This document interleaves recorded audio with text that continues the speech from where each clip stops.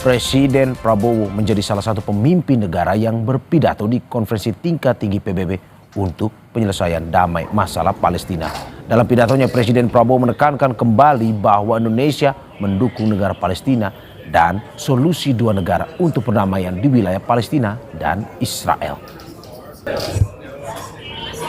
Konferensi tingkat tinggi PBB untuk penyelesaian damai masalah Palestina, Presiden Prabowo akan berpidato pada sesi debat umum sidang Majelis Umum ke-80 Perserikatan Bangsa-Bangsa di markas besar PBB New York.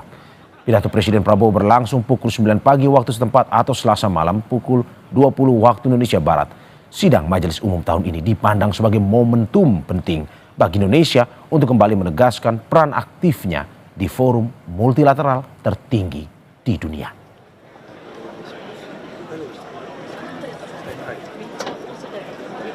The ongoing unbearable tragedy in Gaza. Thousands of innocent lives, many of them women and children, have been killed. Famine looms. Human catastrophe is unfolding with our eyes. We condemn all acts of violence against innocent civilians. Therefore, it is today with dignity that we gather to take our historical responsibility. This responsibility speaks not only to the fate of Palestine, but also to the future of Israel, and also the very credibility of the United Nations. We condemn all violence against innocent civilians. Therefore, Indonesia once again reiterates its commitment to the two-state solution in the Palestine problem. Only this two-state solution will lead to peace. We must guarantee statehood for Palestine, but Indonesia also declares that once Israel recognizes the independence and the statehood of Palestine, Indonesia will immediately recognize the state of Israel, and we will support all guarantees for the security of Israel.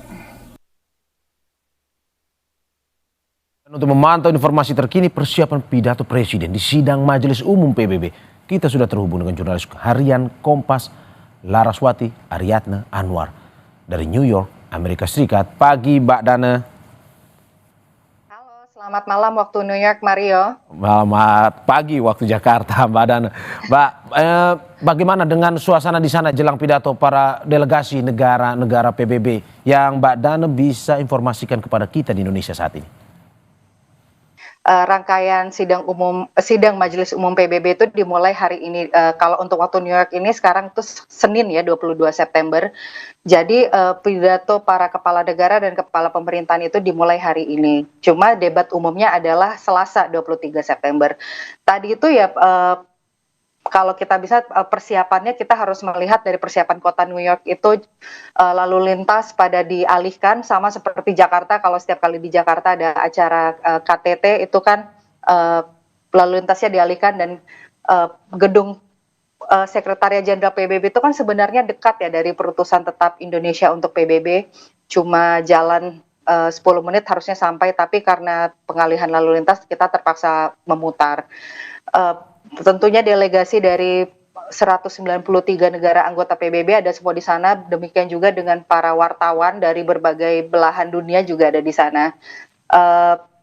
Tadi yang sudah terlihat itu untuk kepala negara dan kepala pemerintahan, selain Presiden Prabowo, juga ada Presiden Prancis Emmanuel Macron, ada Raja Jordania Raja Abdullah, Pangeran Muhammad bin Salman putra mahkota Arab Saudi tidak ada, tapi diwakili oleh Menteri Luar Negerinya Pangeran Faisal bin Saud. Ada Presiden Portugal tadi De Souza, dan juga ada Presiden Brazil Inacio Lula da Silva. Untuk sementara ini belum terlihat Presiden Rusia Vladimir Putin, Presiden Cina Xi Jinping, dan Presiden Amerika Serikat Donald Trump juga belum terlihat di Kompleks Sekretariat Jenderal PBB. Gitu Mario. Mbak Dana, ini kan Presiden nanti akan berpidato. Ini persiapannya seperti apa yang dilakukan oleh Presiden sebelum nanti berpidato? Presiden Prabowo itu sudah berpidato tadi, tapi bukannya debat umum ya. Itu yang tadi tentang pembahasan mengenai solusi dua negara Palestina. Besok itu dia akan berpidato di debat umum sidang PBB. Dia mendapat urutan yang ketiga. Untuk persiapannya seperti apa itu masih rahasia. Ini saya nggak ngarang ya. Ini dari tadi kita ngobrol-ngobrol dengan Menteri Luar Negeri Sugiono. Kita kan nanya, Pak, Presiden persiapannya seperti apa? Kasih kita kisi-kisi dong. Terus dia bilang, oh saya nggak bisa ngasih karena itu akan jadi kejutan. Jadi memang ajang ini kan bisa dibilang istimewa ya. Karena ini 10 tahun baru kepala negara Indonesia itu kembali ke panggung sidang Majelis Umum PBB. Setelah 10 tahun sebelumnya kan kita diwakili oleh Menteri Luar Negeri. Dan kebetulan kita juga mendapat giliran yang ketiga untuk di debat umum besok. Jadi tampaknya Bapak Prabowo ingin menjaga supaya isi pidatonya itu persisnya menjadi kejutan. Tetapi yang jelas dia akan membahas mengenai isu multilateralisme, dia juga akan membahas mengenai Global South, dan dia juga akan membahas mengenai warna khas Indonesia, seperti itu. Oke, Mbak Dana, kalau misalkan persiapannya saja masih menjadi kejutan, surprise nih buat kita karena ya ini sebuah acara yang besar, 10 tahun absen akhirnya kembali Presiden Indonesia di sidang umum PBB. Kalau bocoran isu terkini yang akan disampaikan, apakah juga masih menjadi surprise buat kita atau mungkin sudah ada bocoran sedikit? Betul, katanya dia akan membicarakan mengenai multilateralisme karena kan Indonesia itu sangat mendukung multilateralisme. Tapi multilateralisme seperti apa yang didukung oleh Indonesia dan bagaimana Indonesia akan mempraktekannya itu yang kita belum tahu, Mario. Ya. Jadi itu yang akan disampaikan oleh Bapak Prabowo besok. Kalau soal multilateralisme sebenarnya Sekretaris Jenderal PBB Bapak Antonio Guterres itu memuji Indonesia karena hari Jumat kemarin tanggal 19 Wakil Tetap Indonesia untuk PBB Bapak Umar Hadi itu menyerahkan surat kepercayaan kepada Pak Sekjen Guterres, dan di sana Pak Sekjen Guterres itu memuji dan dia menyebut Indonesia itu sebagai privilege partner, atau mungkin bisa diterjemahkan ya secara kasarnya, secara kurang lebihnya itu mitra istimewa, karena Indonesia ini adalah salah satu negara yang selalu konsisten mendukung multilateralisme dan inklusivitas. Terlepas dinamika geopolitik, kita selalu negara yang non-blok, kita tidak berpihak dengan kubu adidaya tertentu, dan kita juga dipercaya menjadi jembatan dialog seperti itu. Nah, tapi bagaimana Presiden Prabowo menafsirkan multilateralisme ini di masa kepemimpinannya, nah itu yang akan menjadi kejutan besok. Oke, Mbak Dana, kalau secara antusias di Indonesia sendiri ya sangat antusias ya Mbak dengan pidato yang akan disampaikan Presiden Prabowo di sidang nanti.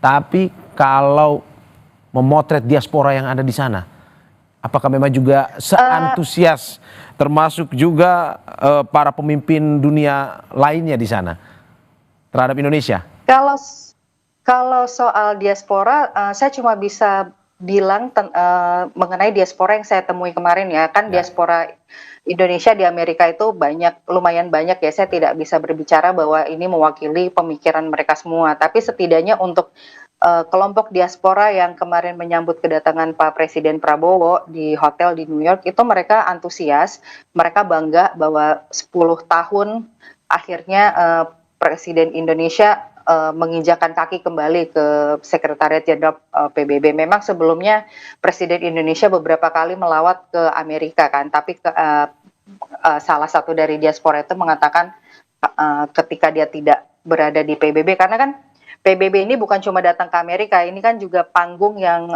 menggambarkan diplomasi dunia yang sebenar-benarnya 193 negara gitu. Mereka antusias, tapi pada saat yang sama mereka juga memberikan pandangan yang kritis. Artinya adalah mereka menanti gagasan yang dibawa oleh Presiden Prabowo ke sidang Majelis Umum PBB ini gitu. Jadi nggak cuma hore-hore Presiden akhirnya datang gitu, tapi mereka juga menantikan isi pidatonya itu seperti apa. Oke, oke. Mbak, kita lebih substansi masuk ke isi sidangnya. Ini ada info bahwa delegasi dari Amerika dan Israel pada saat pidato presiden yang mendukung Palestina nantinya ini akan absen.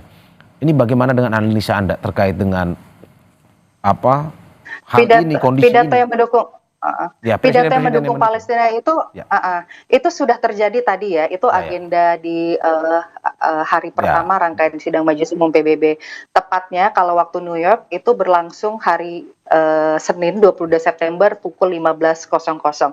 Memang ketika acara itu dibuka, acara itu kan diprakarsai oleh Presiden Prancis Emmanuel Macron dan Pangeran Muhammad bin Salman ya dari Arab Saudi yang diwakili oleh Menlunya Pangeran Faisal bin Saud. Ketika sidang itu dibuka, delegasi Israel dan Amerika waktu itu saya nggak sempat lihat ya karena kan kita pandangannya terbatas. Tapi yang jelas memang delegasi Israel memang keluar dan tentu saja keluar itu menyatakan bahwa ketidaksetujuan terhadap tema yang disampaikan. Tetapi walk out di dalam sidang Majelis Umum PBB itu bukan sesuatu yang baru. Negara-negara lain juga pernah melakukannya ketika mereka tidak setuju dengan isu yang dibahas pada sidang itu. Oke, oke. Mbak, ini dalam lawatan presiden kali ini, usai menghadiri sidang Majelis Umum PBB, apa agenda presiden berikutnya dari informasi yang Anda terima? Agendanya juga masih tentatif, tapi ada kemungkinan Bapak Presiden itu akan melanjutkan perjalanan ke Kanada. Tapi ini juga kita belum tahu ya, karena ini dinamis sekali agendanya. Bahkan ada beberapa jadwal pertemuan yang kita menerima jadwal kemungkinan akan melakukan bilateral atau multilateral dengan negara-negara tertentu. Kita nggak tahu karena pada hari berikutnya itu bisa langsung berubah gitu. Jadi kita belum bisa menjanjikan apa-apa ini kepada pembaca maupun pemirsa gitu karena memang pada hari H kita bisa baru tahu nanti jadwal pastinya seperti apa. Oke, terima kasih atas laporannya jurnalis harian Kompas Laraswati Aryatna Anwar dari New York, Amerika Serikat. Selamat bertugas kembali dan sampai jumpa kembali nanti di Indonesia. Makasih Mario. Terima kasih, Mbak.